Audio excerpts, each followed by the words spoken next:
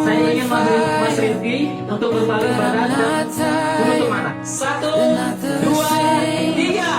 Alhamdulillah.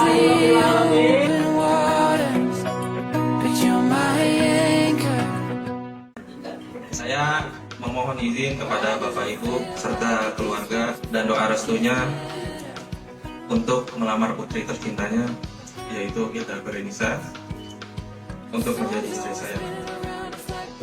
Untuk keluarga Khilda yang sampai saat ini terus mendidik Khilda dengan penuh kasih sayang, terus terima kasih telah selalu mensupport Khilda, selalu mendoakan yang terbaik untuk Khilda.